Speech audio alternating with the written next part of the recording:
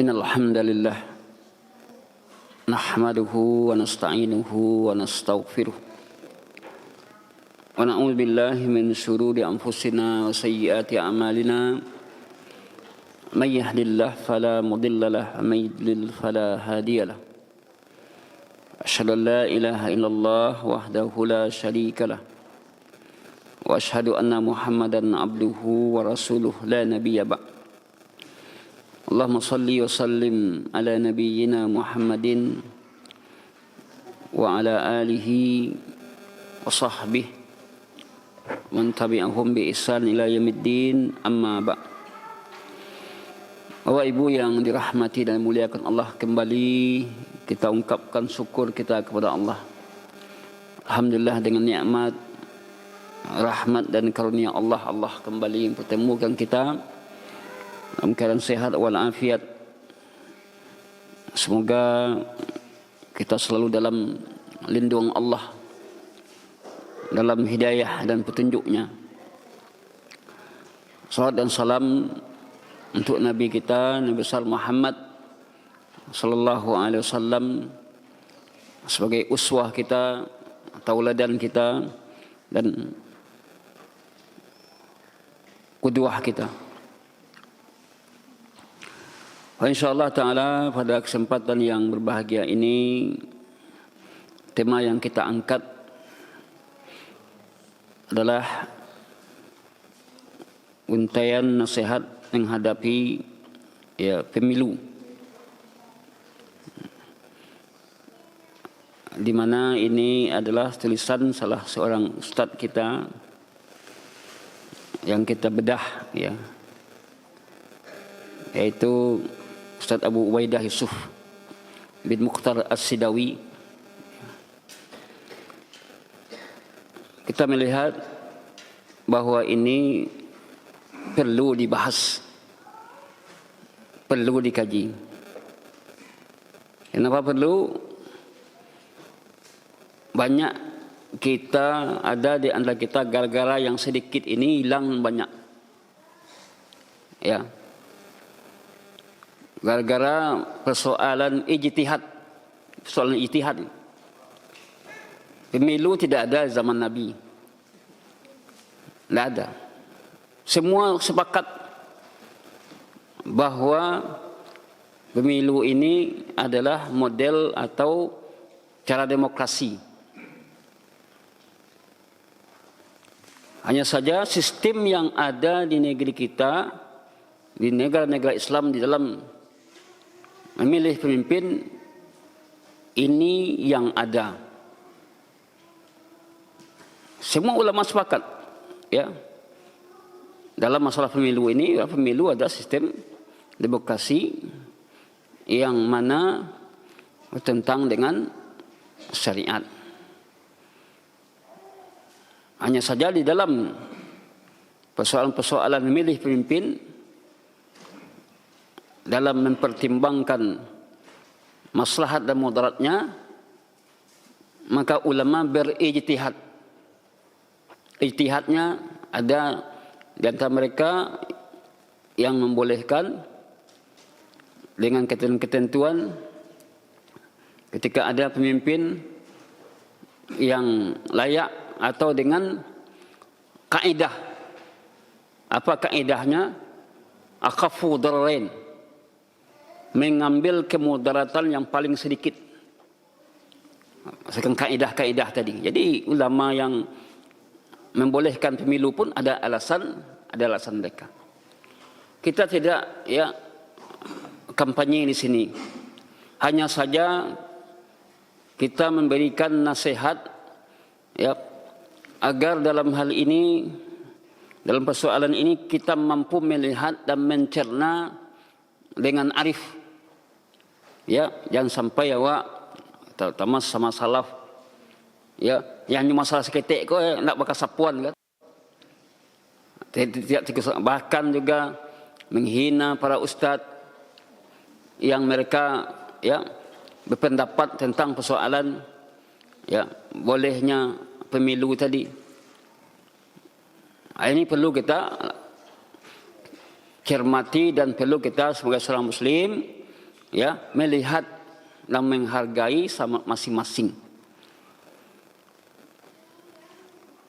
Baik, kita coba untuk ya melihat untai nasihat di dalam kitab ini. Yang pertama, tetap sibuk dengan ibadah kepada Allah. Artinya ada seorang Muslim menyibukkan diri dengan taat dan beribadah kepada Allah. Jangan sibukkan diri dengan ya kumpul-kumpul, ya kampanye dan segala macamnya. Sibukkan diri kita beribadah kepada Allah. Ya, karena ini tujuan hidup kita. Jangan kita ya terprovokasi dengan hiruk pikuk politik praktis yang saat ini memanaskan. Apalagi kadang-kadang ya di media sosial berbagai macam-macam hal atau tuduhan-tuduhan yang tidak punya bukti atau belum punya bukti. Maka kita tidak perlu sibuk dalam hal tersebut. Karena kita sama-sama tahu bahwa kelak kita akan ditanya oleh Allah, diminta tanggungjawab oleh Allah tentang apa yang kita lakukan. Akan minta tanggungjawabnya. Oleh karena itu, al-ibadatu fil haraji ka hijratin ilayya. Ibadah di saat fitnah seperti hijrah kepadaku, kata Nabi. Beribadah di saat fitnah laksana hijrah kepadaku. Jangan sibukkan diri kita dengan hal yang tidak manfaat. Jangan sibukkan diri kita dengan isu-isu politik. Ya. Terus kita perbaiki diri kita untuk menambah ilmu syar'i ini. Ya. Bertakwa kita kepada Allah. Melaksanakan perintah-perintah Allah semuanya, menjauhi larangannya. Di mana dikatakan dalam ayat, wa kadzalika nuwalli ba'daz zalimina ba'dan bima kanu yaksibun. Demikianlah kami jadikan sebahagian orang-orang yang zalim menjadi teman bagi sebagian yang lain disebabkan apa yang mereka usahakan. Ayat ini terdapat faedah. Apa faedahnya? Bahwa ini dalam surat Al-An'am ayat 129. Apabila hamba banyak melakukan kezaliman dan dosa-dosa, maka Allah akan menjadikan bagi mereka para pemimpin zalim yang mengajak kepada kejelekan. Sebaliknya apabila mereka baik, saleh dan istiqamah dalam menjalankan ketaatan, niscaya Allah akan mengangkat bagi mereka para pemimpin yang adil dan baik. Kama takununa yuwalla alaikum. Bagaimanapun kualitas kalian atau rakyat, maka begitulah kualitas pemimpin kalian. Ini. Jadi kalau pemimpin si fulan, berarti kualitas rakyatnya seperti itu juga. Pimpinan itu cerminan dari rakyat. Kemudian dikisahkan bahwa di zaman ya ada seorang tokoh Khawarij yang datang menemui Ali bin Abi Thalib radhiyallahu anhu. Beliau bertanya kepada Khalifah Ali, wahai Ali, ya Khalifatullah, mengapa pemerintahanmu banyak dikritik oleh orang? Mengapa di zaman kamu ini kamu selalu banyak dikritik oleh orang? Ya. Sementara di zaman Abu Bakar dan Umar tidak ada orang yang mengkritiknya. Jadi ada orang Khawarij bertanya kepada Ali, mengapa di zaman pemerintahan kamu, ya, engkau ya Ali, engkau ya, habis-habisan dikritik oleh orang. Ya, tidak sebagaimana zaman Abu Bakar dan Umar. Di zaman Abu Bakar dan Umar tidak ada yang mengkritik-kritik itu. Ya. Apa jawaban Ali? Ali menjawab, karena pada zaman Abu Bakar dan Umar tadi, yang menjadi rakyat adalah orang seperti aku, kata Ali. Di zaman Abu Bakar dan Umar yang menjadi rakyat orang seperti aku. Di zaman aku orang yang menjadi rakyat seperti kamu. Paham maksudnya tak? Ya. Ya, di zaman, artinya apa? Di zaman Abu Bakar dan Umar orang-orang jadi rakyat orang-orang baik. Contohnya seperti Ali bin Abi Abi Talib. Di zaman Ali bin Abi Talib, orang yang rakyat adalah seperti kamu, kaum Khawarij tadi. Banyak yang protes, tidak rela dengan ketentuan pemimpin tadi. Artinya apa? Bahwasanya keadaan rakyat menentukan keadaan pemimpinnya. Kalau rakyat sudah jauh dari din, dari agama, maka pemimpinnya juga seperti itu. Itu yang muncul. Kalau rakyatnya ada baik-baik, pemimpinnya akan jadi baik pula. Oleh karena itu, jika kita benar-benar menginginkan perubahan dan perbaikan menuju negeri yang baik, tentu berusaha masing-masing pribadi untuk menjadi lebih baik dengan bertakwa kepada Allah, mendekatkan diri kepada Allah. Kalau masing-masing kita mendekatkan diri kepada Allah, beriman dan beramal saleh, mentauhidkan Allah, menjauhi segala bentuk kesyirikan, pasti akan baik. Inilah yang dinyatakan Allah dalam surah Ar-Ra'd ayat 11. Innallaha la yughayyiru ma biqaumin hatta yughayyiru ma bi anfusihim. Allah tidak akan merubah nasib satu kaum sampai kaum itu sendiri yang merubahnya. Ya. Kalau kita tidak merubah diri kita, kaum yang taat menjalankan agama Allah dengan baik dan benar, ia tidak akan berubah. Ya. Allah tidak akan merubahnya. Itu yang pertama untuk nasihat. Yang kedua adalah memperbanyak doa. Jadi kita masing-masing memperbanyak doa kepada Allah. Doa untuk negeri kita ini. Tak mesti doa untuk negeri ini dipimpin, tak. Masing-masing awak. Memang kebiasaan kita kalau doa itu tidak dipimpin oleh orang, lawan mau berdoa. Kata banyak. Ya masing-masing kita minta kepada Allah. Ya. Jadikan negeri yang aman, ya. Dapatkan pemimpin yang baik, yang saleh. Karena doa itu adalah ibadah. Para nabi, para sahabat, orang-orang saleh, mereka senantiasa bermunajat kepada Allah. Ya, tidak henti-hentinya berdoa untuk kebaikan diri, kebaikan masyarakat, ya, kebaikan negerinya. Mendoakan keberadaan pemimpin itu, jika doa itu makbul, maka ini merupakan nikmat yang besar. Bahkan para salaf dahulu, ya, sebagaimana kata Fudail bin Iyad, "Lau kana li da'watun mustajabatun ma ja'altuha illa fis sultan." Ini kata Fudail bin Iyad.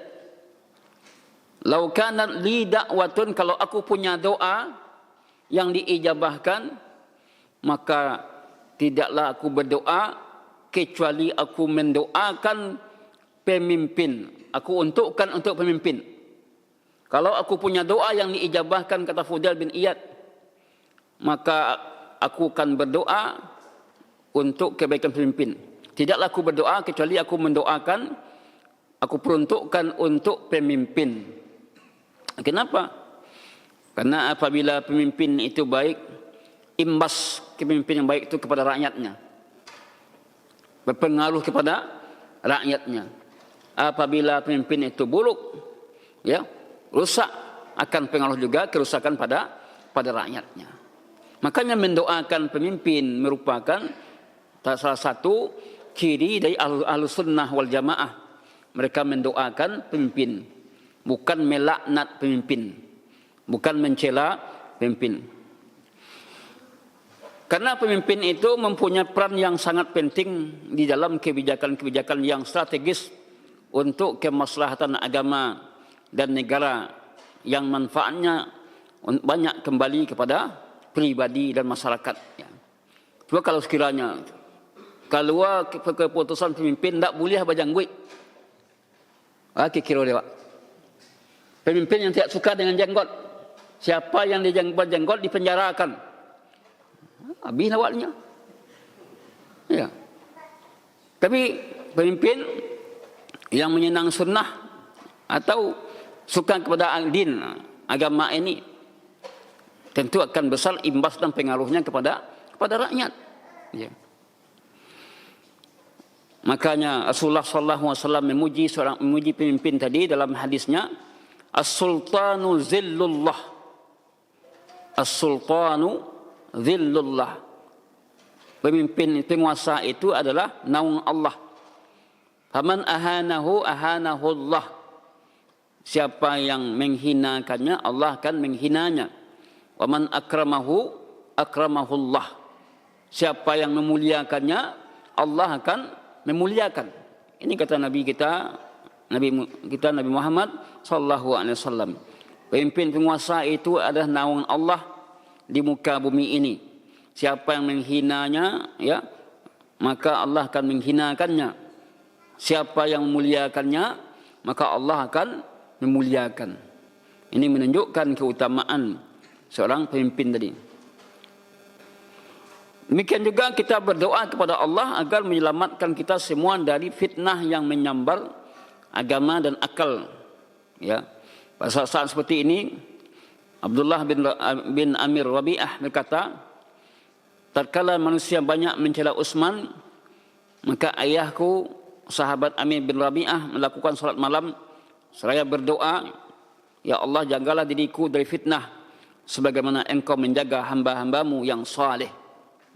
Maka ayahku tidak keluar karena sakit, ya, kecuali ketika meninggal dunia, karena dia memperbanyak doanya dan menjaga diri dari fitnah.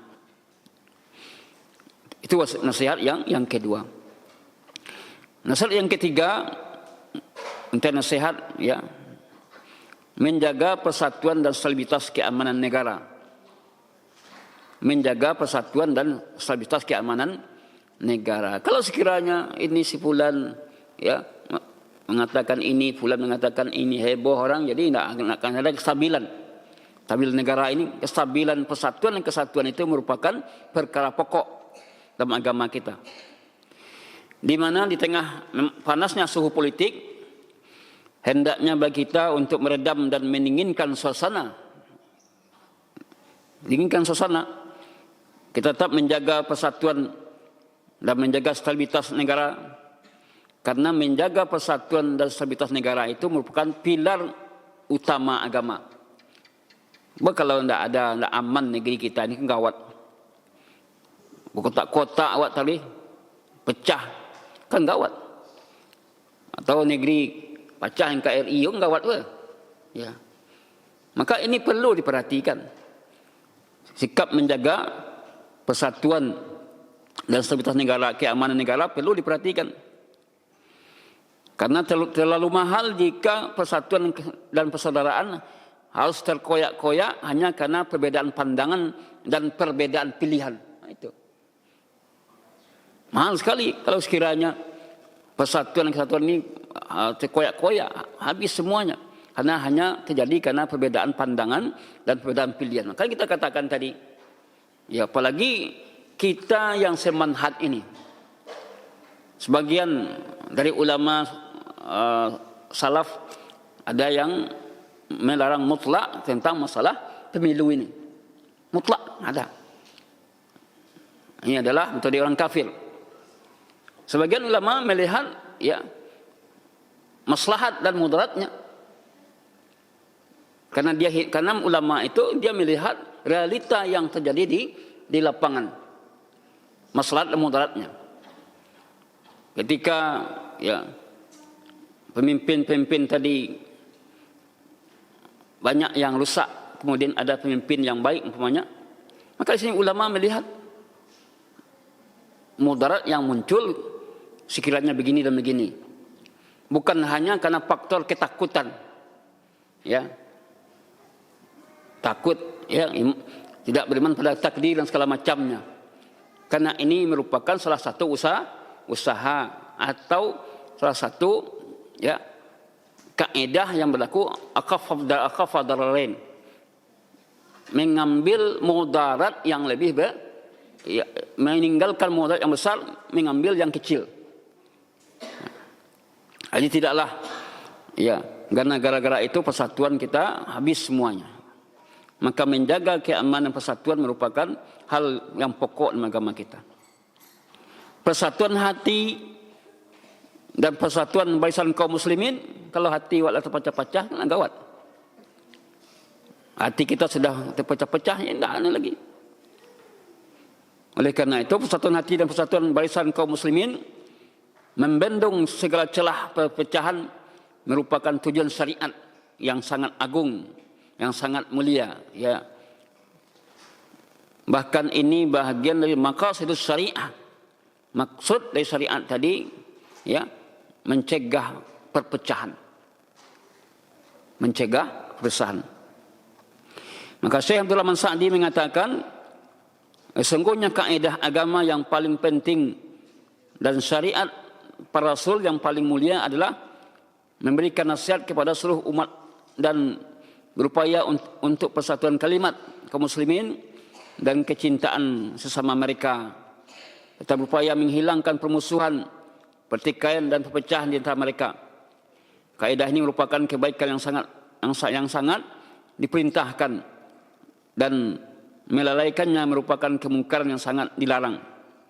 Kaidah ini juga merupakan kewajiban bagi setiap umat, baik ulama, pemimpin maupun masyarakat secara biasa. Maka kaidah ini harus dijaga, diilmui dan diamalkan, karena mengandung kebaikan dunia dan akhirat yang tidak terhingga. Oleh karena itulah Allah berfirman, wa'tasimu bihablillahi jami'au wa la tafarraqu. Berpegang teguhlah kamu kepada tali Allah semuanya, ya, tanpa kecuali. Wala tafarraqu, jangan bercerai-berai. Jangan bercerai-berai. Apalagi kalau yang bercerai itu para ustaz. Parah lagi. Atau para penuntut ilmu. Atau kotak-kotak. Ya. Kan gawat. Kalau orang awam mungkin. Tapi kalau yang bercerai-berai itu adalah para penuntut ilmu, para ustadz, para imam, itu gawat jadinya. Karena dia akan menyuluhi masyarakat. Akan menyuluhi masyarakat. Syekh Utsaimin mengatakan, apa kata Syekh Utsaimin? Hendaklah bagi para penuntut ilmu, khususnya dan semua manusia umumnya, untuk berusaha menuju persatuan semampu mungkin. Ya, hendaklah para penuntut ilmu berusaha untuk menuju persatuan, ya, semaksimal mungkin, semampu mungkin. Karena bidikan utama orang-orang fasik dan kafir adalah bagaimana orang-orang baik berselisih di antara mereka. Jadi upaya orang-orang fasik, orang-orang kafir ini, bagaimana orang-orang baik ini mereka pecah, berselisih. Kalau orang-orang baik sudah pecah berselisih, maka mereka lah di situ akan membawa kerusakan. Mereka akan mengadu domba. Tidak ada senjata yang lebih ampuh dari musuh, melainkan adu domba dan perselisihan. Itu senjata. Senjata yang dipakai oleh musuh sekarang adalah adu domba dan perselisihan. Contoh, sama salah aja pecah. Sama-sama orang salah aja pecah. Kan tidak bagus. Padahal beda pendapat kan. Dari dulu beda pendapat itu sudah ada sebenarnya. Dalam masalah ijtihad ini. Masalah apa? Ijtihad yang tidak ada nasnya dalam Al-Quran dan Sunnah. Sudah ada. Ulama situ berijtihad.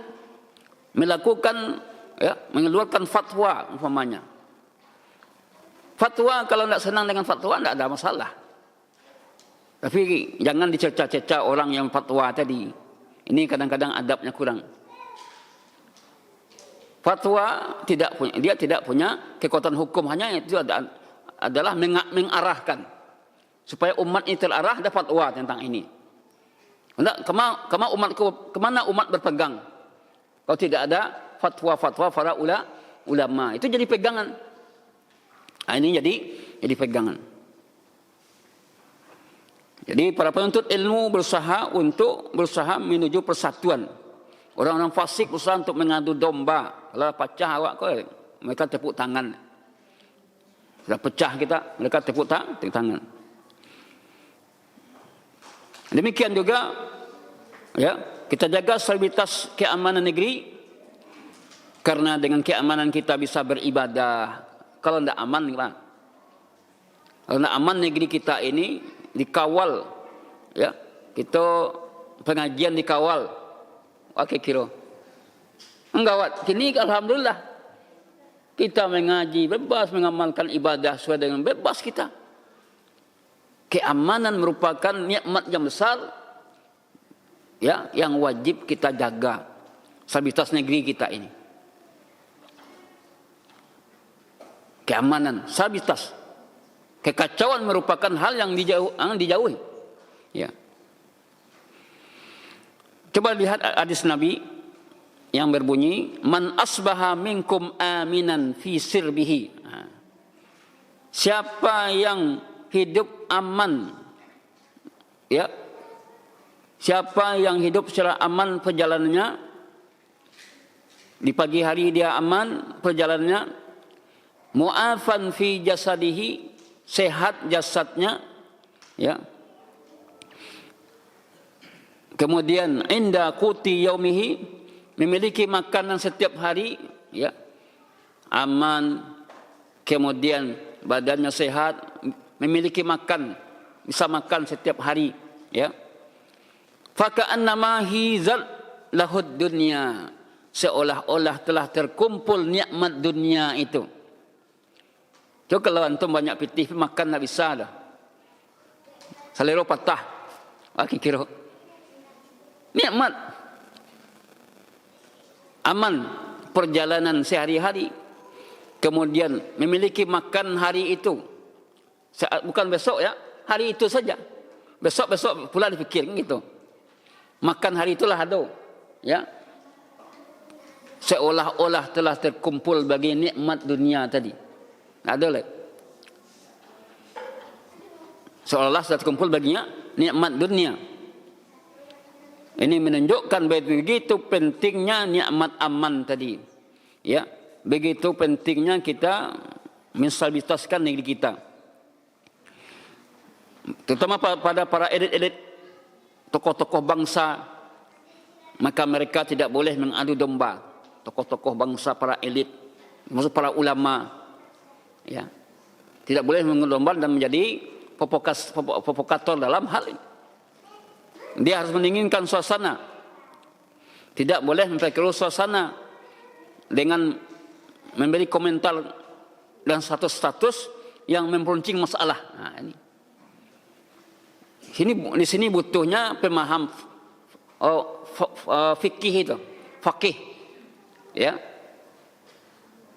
Makanya orang yang doakan Nabi itu kan bukan orang alim. Allahumma faqihu fid din wa alimhu ta'wila. Seperti doa Nabi kepada Ibnu Abbas, bahwa Nabi mendoakan Ibnu Abbas adalah kefakihan dalam agama, bukan kealiman, tapi kefakihan, paham.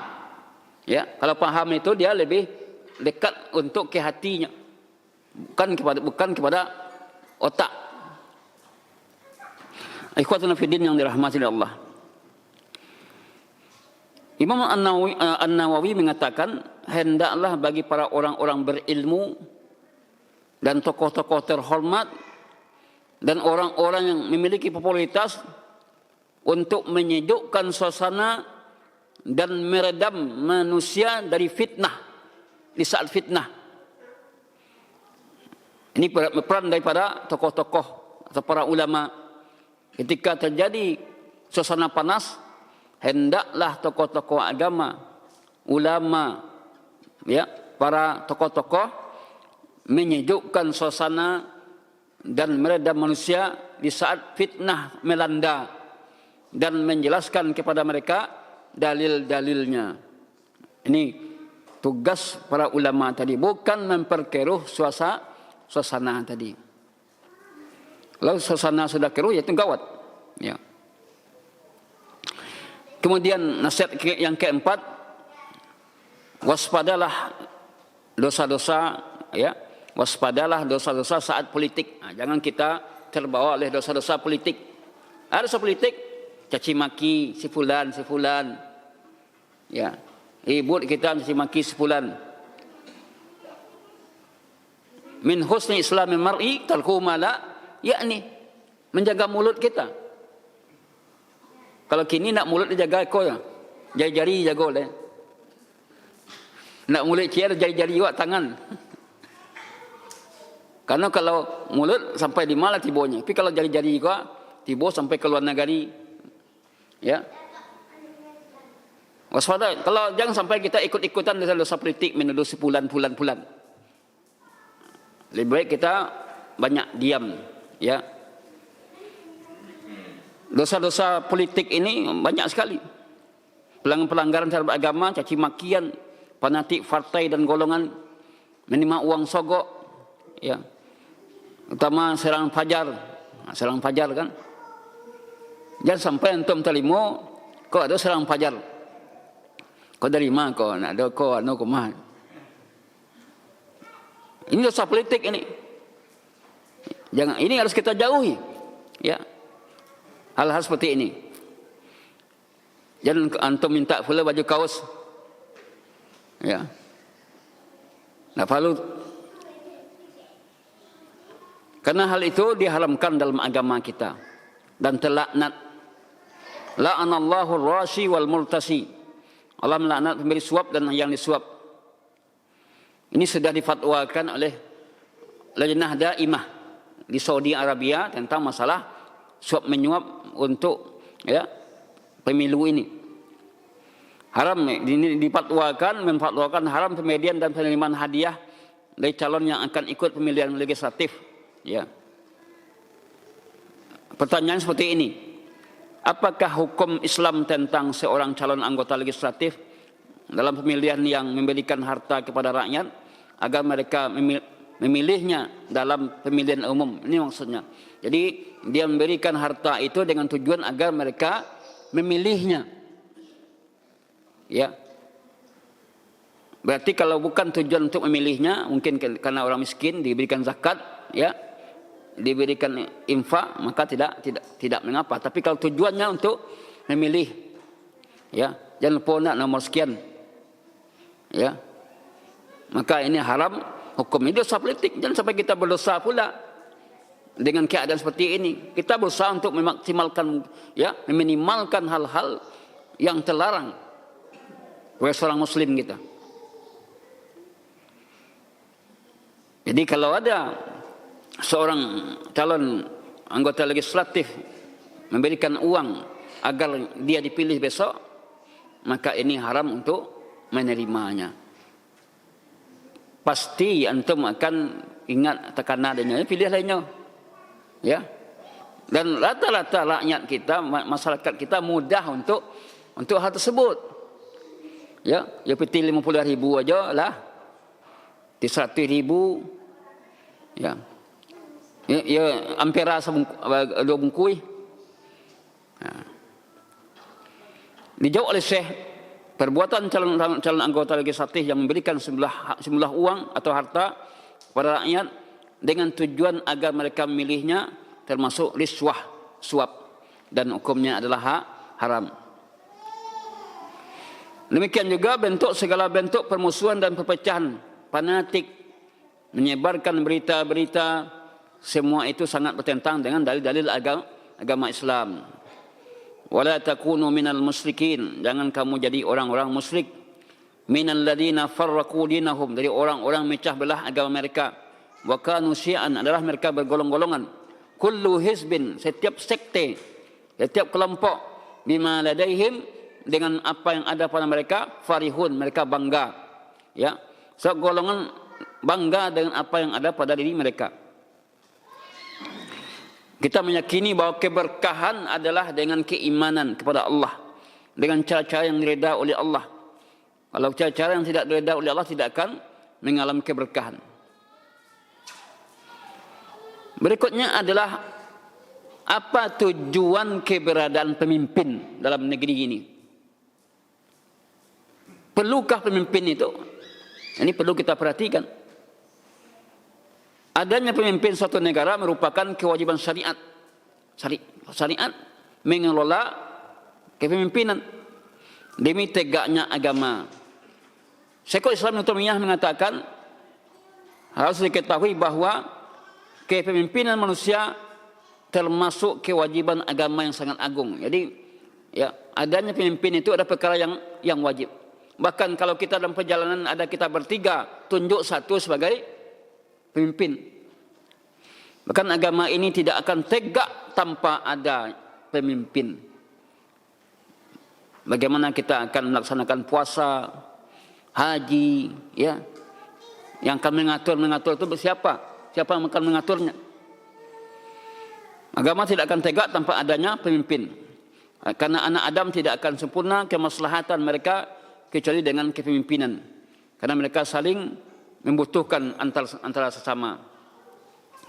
Bahkan adanya pemimpin termasuk maqasidus syariah. Adanya pemimpin itu maqasidus syariah, maksud dari syariat tadi. Ya. Tujuan syariat dengan adanya pemimpin ada dua tujuan besar. Yang pertama, menegakkan tiang agama dan memantapkan hamba berada di atas jalan yang lurus. Jadi keberadaan pemimpin tadi bertujuan untuk memantapkan, menegakkan tiang agama dan memantapkan hamba berada di atas jalan yang lurus, serta menghalang manusia dari menyelisihi agama dan menerjang aturan-aturan agama. Ini berapa? Jadi pemimpin itu dia melindungi agama, aturan-aturan agama tidak boleh diterjang. Aturan agama harus mereka jaga dan pelihara. Kalau tidak ada pemimpin, tentu aturan agamanya akan dilanggar orang semaunya saja. Yang kedua, tujuan dari pemimpin tadi mengatur urusan kaum muslimin dalam mewujudkan kemaslahatan mereka dan membendung kerusakan. Jadi adanya pemimpin tadi, urusan kita diatur dalam ibadah-ibadah, ya, contoh pernikahan. Coba kalau tidak ada aturan tentang pernikahan gimana? Tidak ada surat menyuratnya. Dulu yuk surat menyurat, tidak ada surat menyurat. Kalau sekarang kalau tidak ada surat menyurat, nanti ada orang mengaku bujang segala macam, gimana? Itu guna surat menyurat tadi. Nah, itu tentu siapa yang mewujudkan itu? Adanya aturan yang dibuat oleh pemimpin. Ya. Mengatur urusan kaum muslimin dalam mewujudkan kemaslahatan mereka dan membendung kerusakan dari mereka. Jadi kalau ada, ya, oleh karena itu, kalau tidak ada aturan yang dibuat oleh pemimpin Islam, bolehnya nikah, contoh bolehnya nikah sejenis. Kalau tidak ada pemimpin yang akan membendung, nanti bagaimana? Tidak ada aturan-aturan yang dibuat, kacau jadinya. Maka keberadaan pemimpin tadi hal yang sangat penting dan urgen untuk kemaslahatan kaum muslimin, terutama di sini, ya. Tambah masyarakat umum lainnya. Ini kata Imam Al-Mawardi dalam kitab beliau Siasat Syariah, ya, mengatakan al-imamah mawdu'atun li khilafatin nubuwah fi hirasatid din wa siyasatud dunya wa aqluha liman yakumu biha fil ummah wajibun bil ijma'. Kepemimpinan itu didirikan sebagai penerus kenabian. Nah, jadi kepemimpinan itu didirikan sebagai penerus kenabian dalam rangka menjaga agama dan mengatur urusan dunia. Kalau tidak ada pemimpin, agak urusan dunia kita mengatur. Kepemilikan kita tanah, sekian kan kalau terjadi persengketaan segala macam bagaimana? Bercakap sebab siapa yang akan mengentengahi. Jadi peran pemimpin itu sangat besar. Penetapan pemimpin bagi siapapun yang menjalankannya di suatu negara hukumnya wajib berdasarkan kesepakatan ulama. Oleh karena itu, masalah pemimpin bukan masalah yang dianggap sepele, ya, tapi masalah penting yang harus menjadi perhatian bagi kita semua. Ya. Nasihat yang keenam, belajar dewasa dalam masalah menggunakan hak suara pemilu. Ini dia. Kalau termasuk poin yang perlu diperhatikan. Bagaimana kita seorang muslim belajar dewasa dalam masalah menggunakan hak suara pemilu. Ada nanti akan terjadi dua yang mungkin yang golput, kemudian yang tidak. Bagaimana kita ini punya tolerir, ya. Sini dikatakan hukum dan undang-undang adalah mutlak hak Allah. Ya, Manusia boleh membuat peraturan-peraturan selagi tidak bertentangan dengan syariat. Peraturan boleh dibuat selagi tidak bertentangan dengan syariat. Demokrasi dibangun di atas partai politik yang merupakan sumber sumber terjadinya kelompok-kelompok adalah dengan demokrasi tadi, partai ini ya. Dan permusuhan. Kalau itu yang diwujudkan sangat bertentangan dengan agama. Di mana agama Islam menganjurkan persatuan dan melarang perpecahan. Di mana sistem demokrasi ya memiliki kebebasan seluas-luasnya. Demokrasi ya standarnya ada suara dan aspirasi mayoritas rakyat. Bukan standarnya Al-Quran dan Sunnah. Oleh karena itu dalam demokrasi suara seorang profesor sama dengan suara orang rakyat biasa.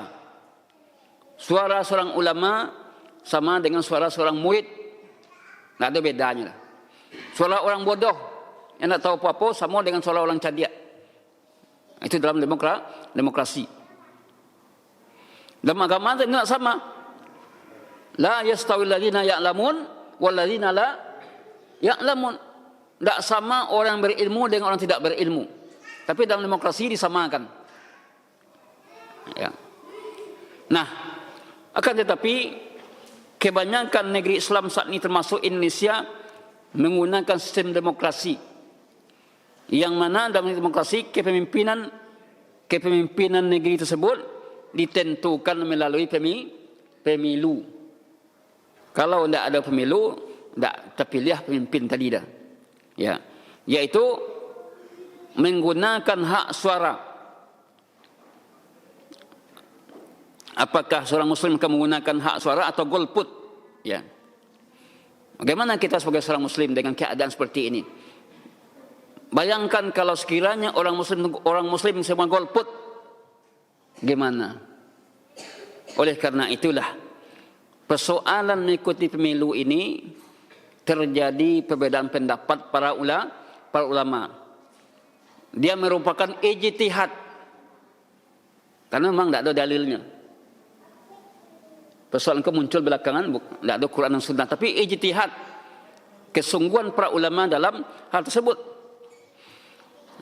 Terjadi perbedaan pendapat para ulama dalam mengikuti pemilu tadi. Apa dasarnya?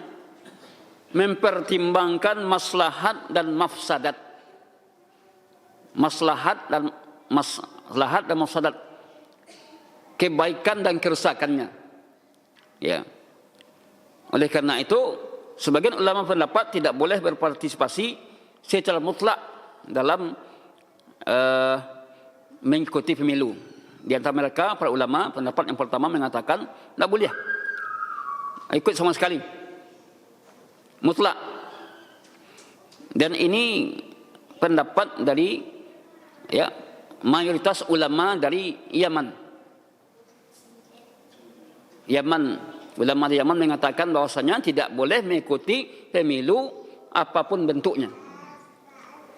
Karena ini bukan sistem Islam dan tidak ada maslahatnya. Tidak ada mudaratnya.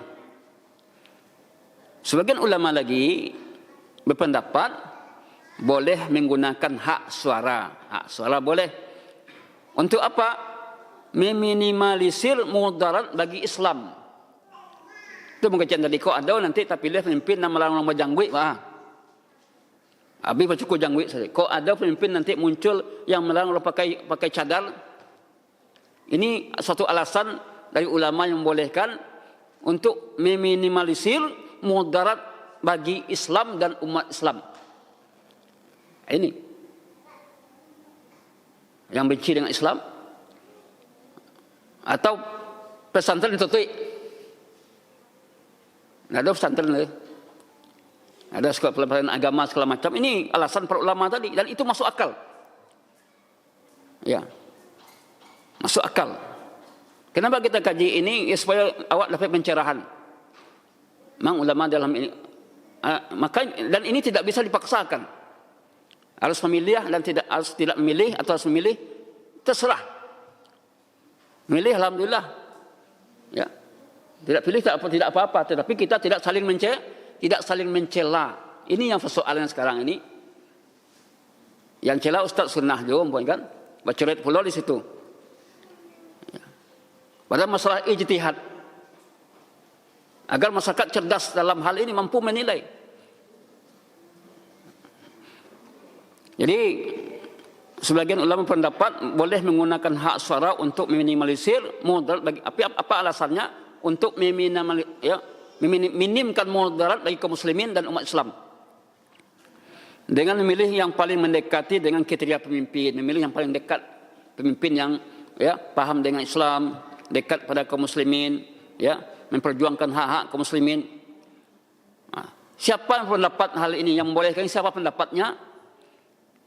Syekh bin Bas, Syekh Utsaimin, Syekh Albani, Syekh Sa'ad Al-Sasri, Syekh Sulaiman Ar-Ruhaili, Syekh Ibrahim Ar-Ruhaili, Mansur Hasan Salman, Syekh Ali Hasan.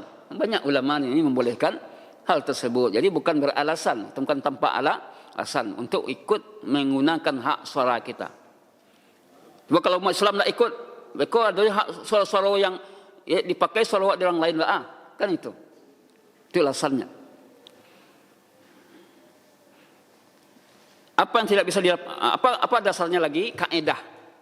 Ma la yudrak kulluhu la yutrak julluhu. Sesuatu yang tidak bisa diraih semuanya, tidak ditinggalkan sebagiannya. Ya. Maka jangan tinggalkan sebagian. Tidak bisa awak dapatkan semuanya, jangan tinggalkan sebagian. Nanti akan habis.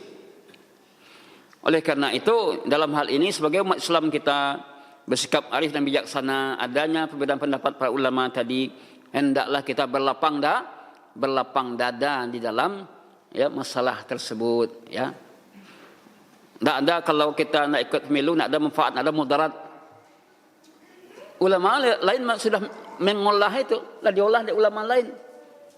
Karena ini realita.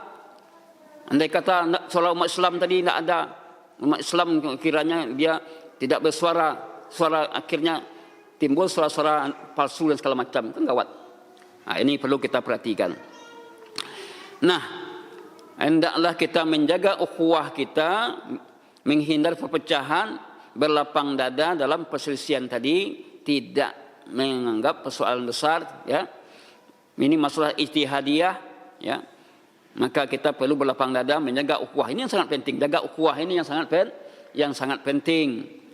Barang siapa yang tidak mengetahui perselisihan, maka dikatakan oleh Abu Qatadah, Imam Qatadah mengatakan, siapa yang tidak mengetahui perbedaan pendapat para ulama, perselisihan para ulama, maka hidungnya belum mencium bau fikih, belum paham dia dengan agama tadi. Persoalan yang muncul belakang itu ada perselisihan para ulama yang dituntut berlapang dada dalam hal ini. Kemudian apa kata pengarang penulis kitab membawakan perkataan Imam Syafi'i kepada Yunus As-Sadafi. Imam Syafi'i pernah berkata kepada Yunus As-Sadafi, "Ya Aba Musa, ala yastaqimu an nakuna ikhwanan wa illam nattafiq fi mas'alatin." Wahai Abu Musa, apakah kita tidak bisa untuk tetap bersahabat sekalipun kita tidak bersepakat dalam satu masalah? Ini kata Imam Syafi'i kepada Abu Musa As-Sadafi.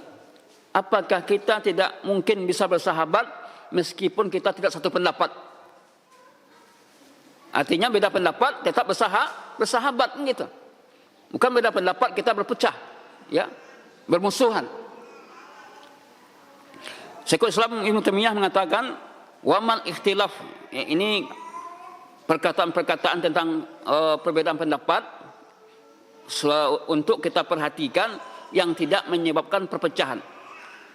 Wa man ikhtilaf fil ahkam fa aktsaru min an yandabit. Perbedaan dalam masalah hukum-hukum itu banyak terjadi. Walau kana kullama ikhtalafa muslimani, kalau sekiranya setiap dua orang muslim berbeda pendapat lalu mereka saling bermusuhan, tidak ada sisa kaum muslimin lagi. Tak terjaga lagi ukhuwah.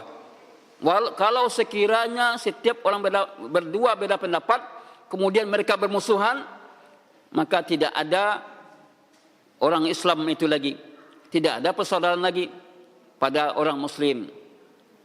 Oleh karena itu Abu Bakar radhiyallahu anhu, Umar beda pendapat, tapi mereka tidak pernah bermusuhan, ya, tidak pernah musuhan, tidak pernah mereka saling mencela dan segala macamnya, ya. Karena yang mereka inginkan apa? Kebaikan.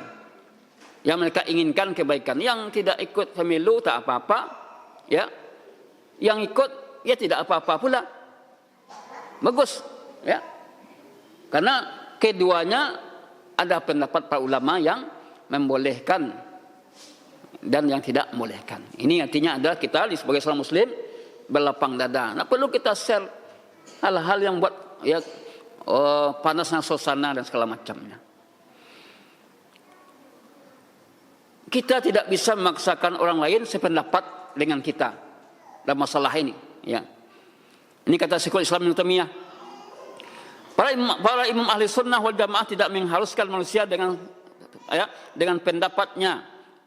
Ulama-ulama terdahulu tidak mengharuskan orang itu sependapat dengannya dalam masalah ijtihad, ya.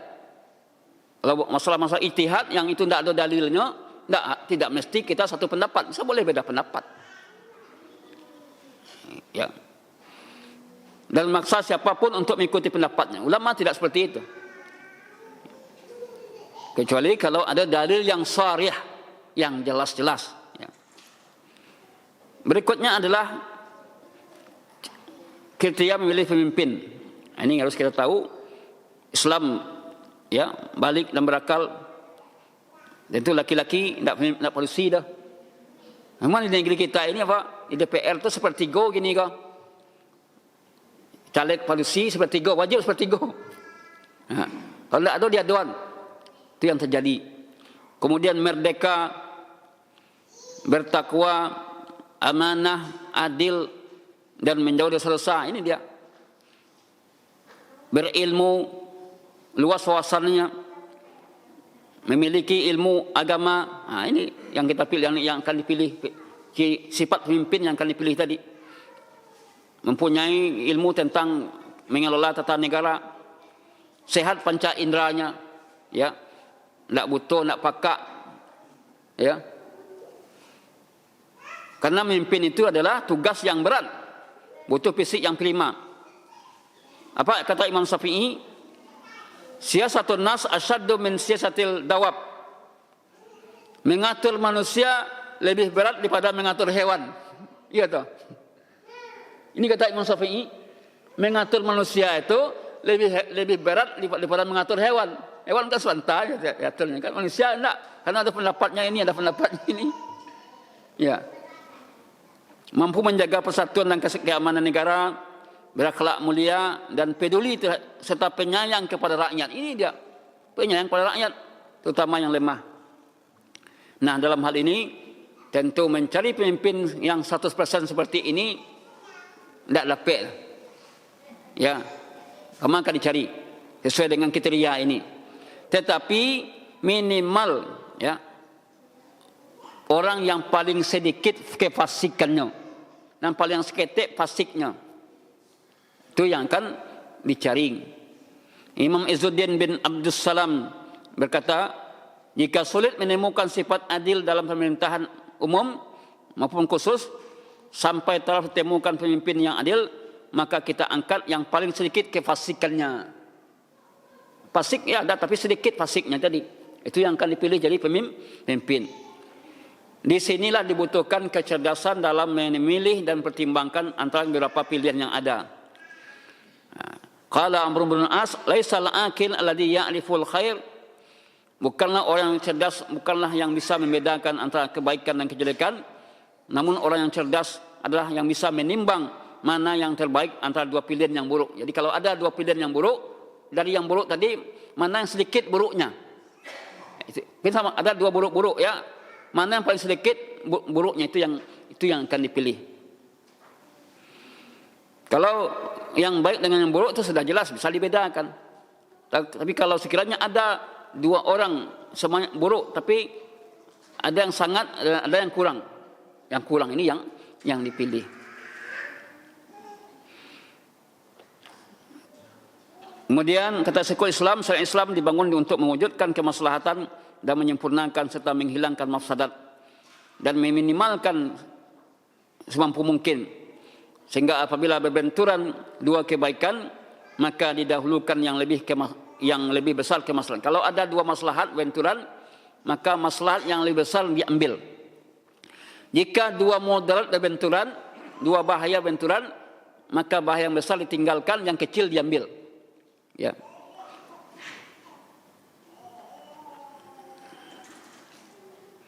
Namun kemudian jika sekiranya siapapun yang terpilih nanti, maka wajib mentaatinya, ya. Ya allazina amanu atii'ullaha wa atii'ur rasul wa ulil amri minkum, ya. Selagi dalam hal yang ma'ruf. Tapi kalau sekiranya seorang pemimpin menyuruh rakyatnya untuk kaum wanita Islam Muslim buka jilbabnya, maka ini tidak boleh taati. Hal yang seperti itu tidak boleh taati. Oh kaum Muslim, ya, cukur jenggotnya, tidak boleh taati, ya. Atau hal-hal yang prinsip lainnya, maka wajib mentaati pemimpin. Standarnya selagi dalam hal yang ma'ruf. Jika dia menyuruh berbuat, ya, dosa dan maksiat, ini tidak boleh ditaati. La ta'ata li makhluqin fi ma'siyatil khaliq. Tidak ada ketaatan kepada makhluk dalam berbuat maksiat kepada Khaliq, kepada Allah Subhanahu wa taala. Usikum, di mana Nabi telah mengatakan usikum bittaqwallah, aku wasiatkan kalian untuk bertakwa kepada Allah, wasam'i wat ta'ah, mendengar dan taat. Walaupun itu ada budak habsi yang memimpin, wajib untuk taat. La ta'atan, walaupun keputusan seorang pemimpin itu tidak sesuai dengan keinginan kita, ya. Keinginan kita begini, tapi pemimpin mengatakan begini, wajib untuk mentaati selagi bukan dosa dan maksiat. Nah, ini yang perlu kita perhatikan sebagai seorang muslim, ya. Siapa saja yang menang dari mereka ini, maka merekalah pemimpin, ya, yang wajib ditaati. Wallahu a'lam bishawab. Ini yang bisa kita sampaikan pembahasan kita, wasiat, ya, singkat tentang persoalan, ya, menghadapi pemilu, ya. Saya untai wasiat. Kemudian maka jangan kita karena adanya para ulama berijtihad tentang persoalan tadi, ada yang membolehkan, ya, dan tidak membolehkan, maka kita salaf, ya, para salaf tidak usah bertengkar dalam hal ini. Jika sekiranya tak ikut tak ada masalah, ya, itu hak.